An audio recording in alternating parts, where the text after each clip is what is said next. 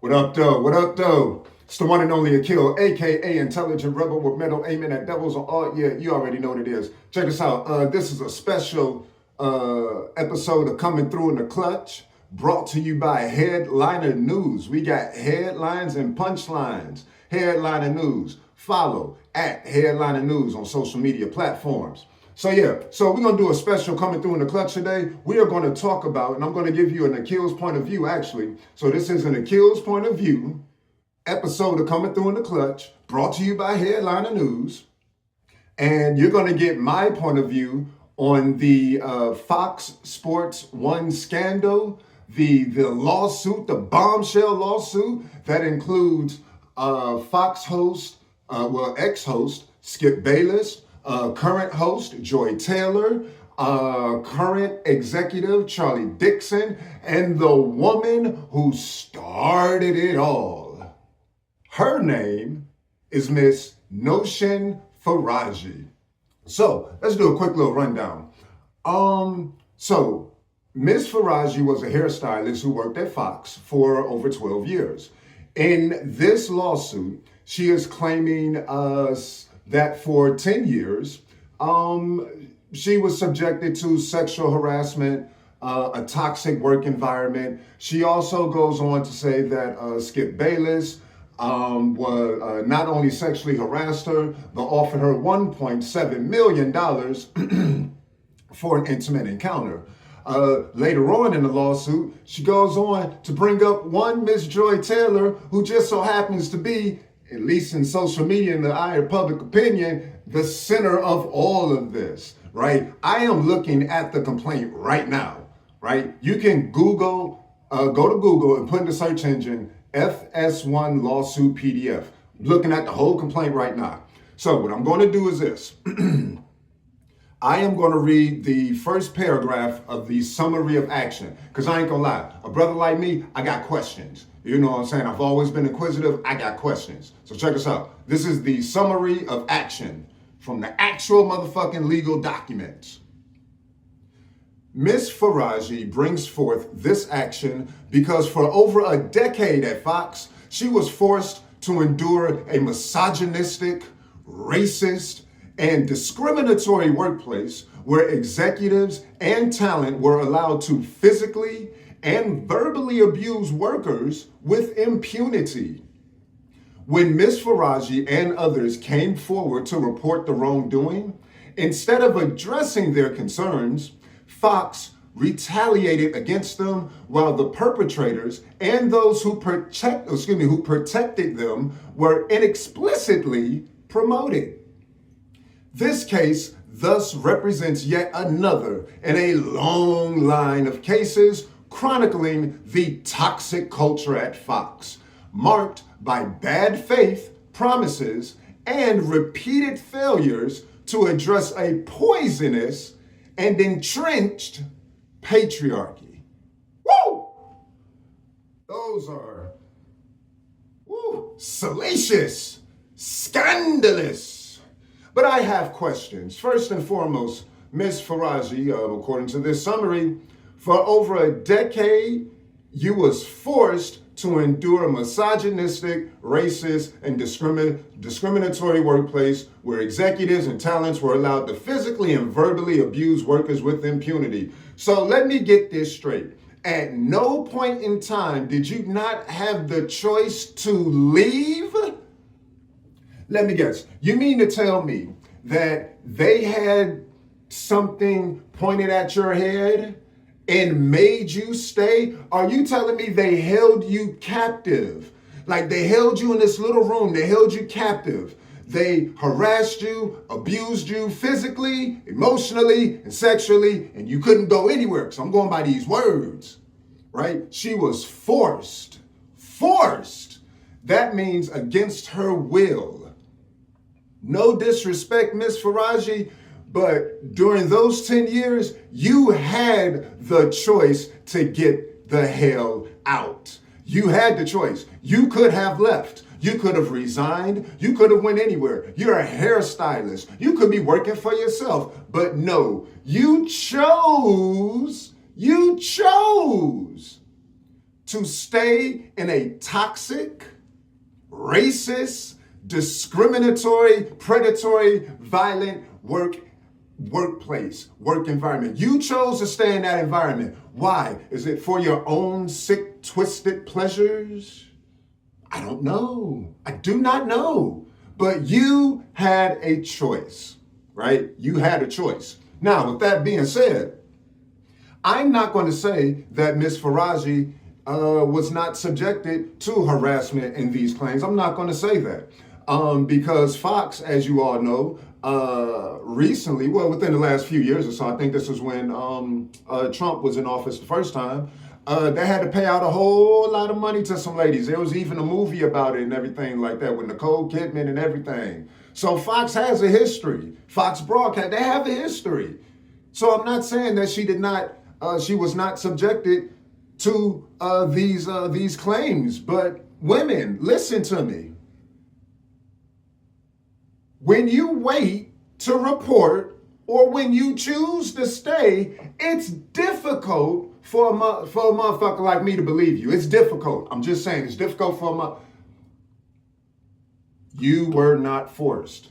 You chose to go through the pain, the harassment, and everything that you endured. I'm not condoning, because I know people don't listen with their logic, they like to hear with their emotions. I'm not condoning any of these actions.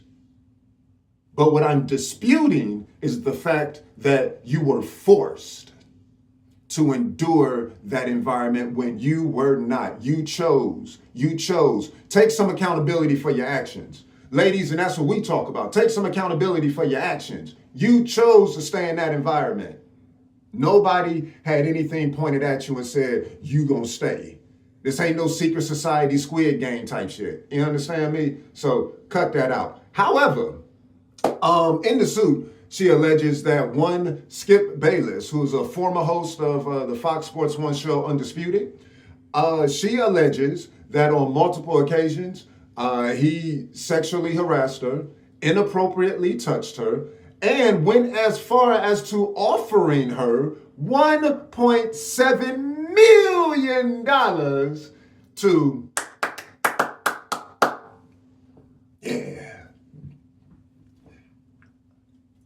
again, Skip Bayless, he got long money like that. He could offer it, like that would not surprise me. But what's funnier is that she also alleges that one day Skip Bayless, he became irate, you know what I'm saying? This was after she had, rejected his initial advance. But the next day he had came in irate because he had heard that she had sex, that she had engaged in or had an intimate encounter with one Shannon Sharp. The one that was getting it in on the IG Live? Tom, I didn't know. Nigga, yes, you did. That's probably who he was smashing. At any rate, I think that's neither here nor there. But, first of all, go ahead, Skip. Get your money, because I've seen your wife. I would have offered her 1.6 to get it too. I ain't gonna lie to you. And that's no disrespect, but I'm just keeping it real. So also, check this out. And then Joy Taylor, she gets brought up. So this is what I'm gonna do. I'm gonna go a little bit further, right? Go a little bit further in this complaint. Let's see here. Because a Fox executive, Charlie Dixon, he's brought up as well. Hold on.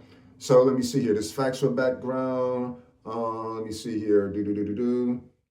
No, we're gonna go. Okay. No, where were we? Okay, let me see here. Yeah, this is part B. Okay, so here we go.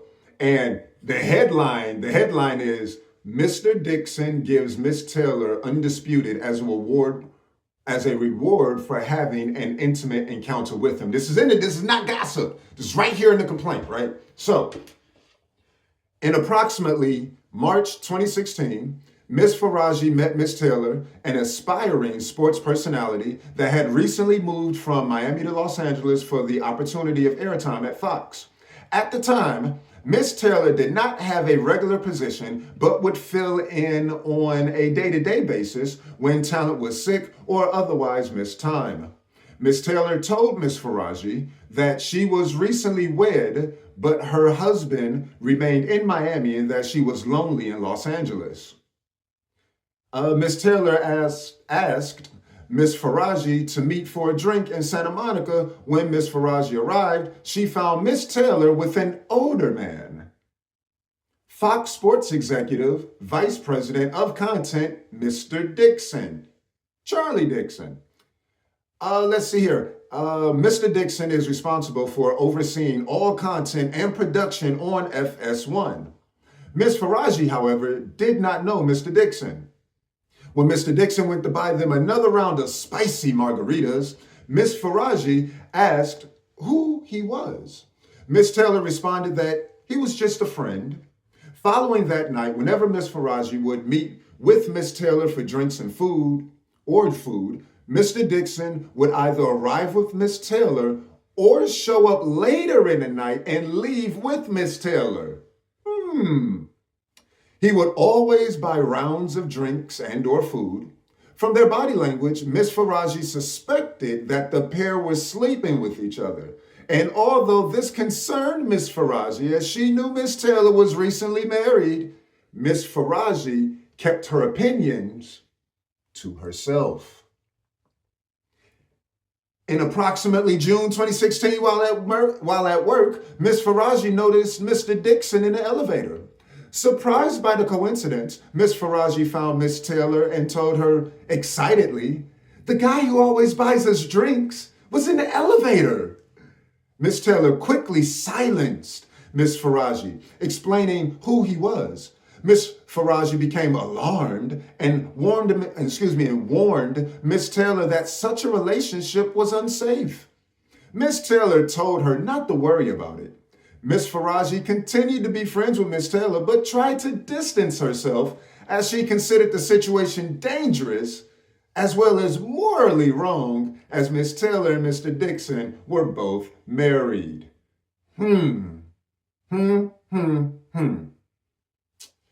So here's what's funny, right? Also, I'm not going to read anymore, but also a little bit later on, Miss Faraji describes a dinner that included Miss Faraji, Joy,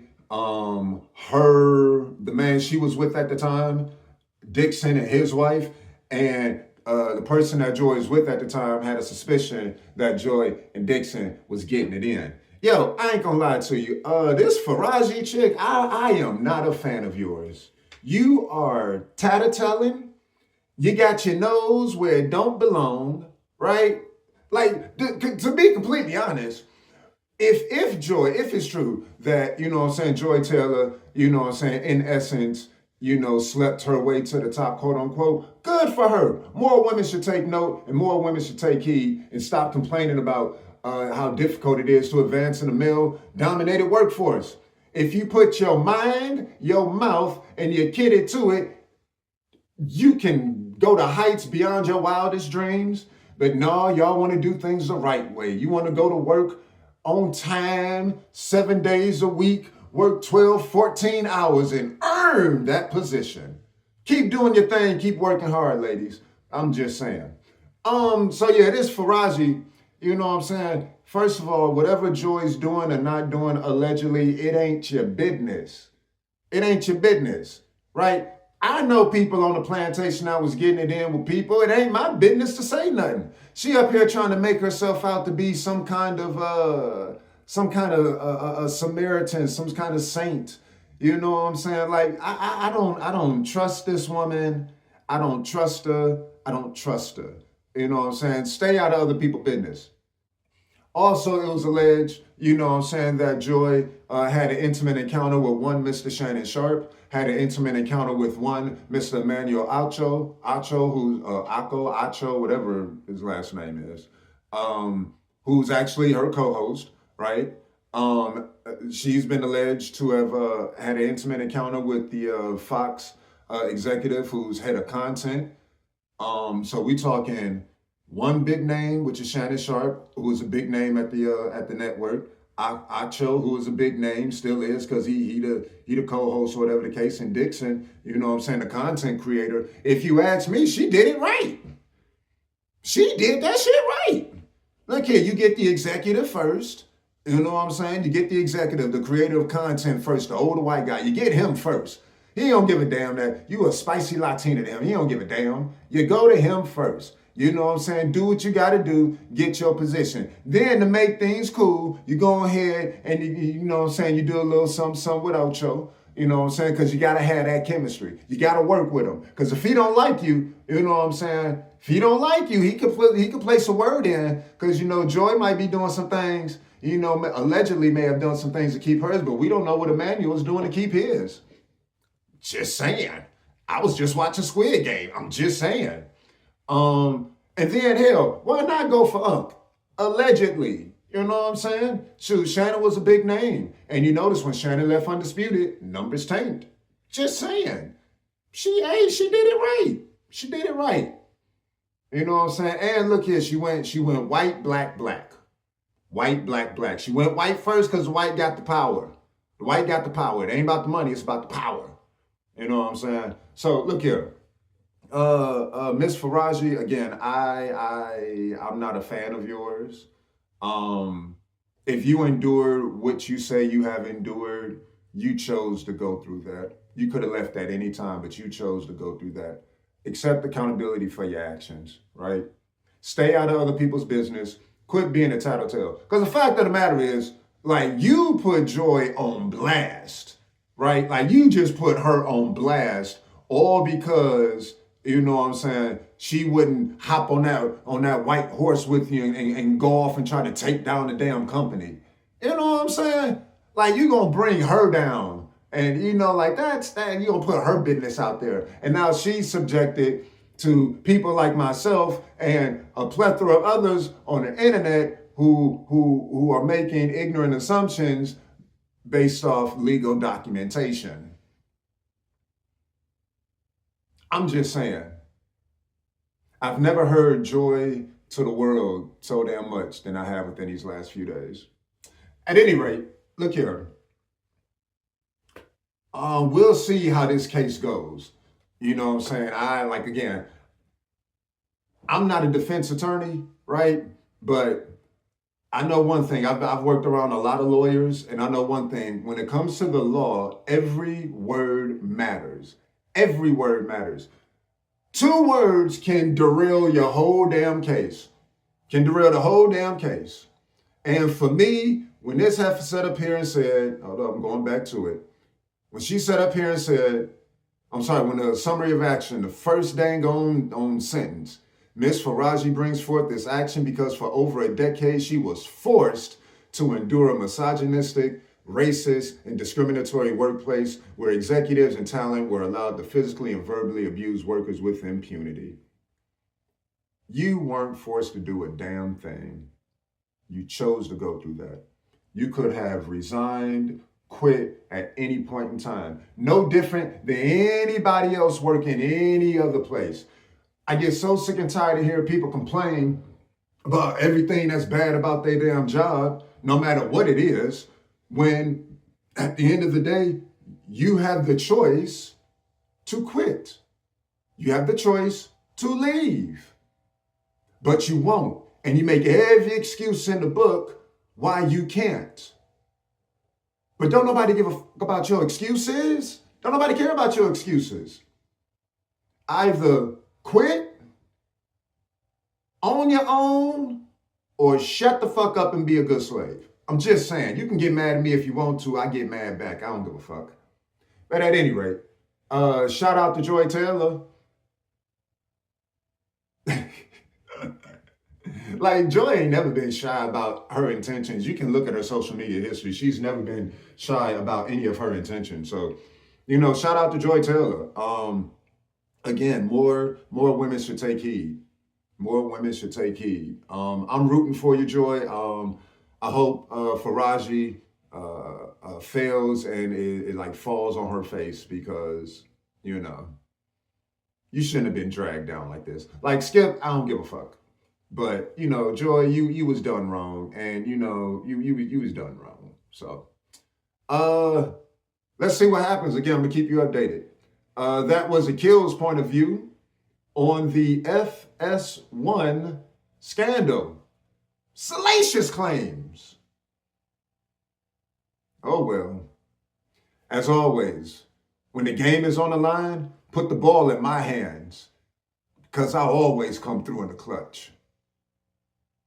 Unlike Miss Faraji, who's going to come up short, because this is just as frivolous can get. You know what I'm saying? Fuck out of here. This is frivolous. It's frivolous.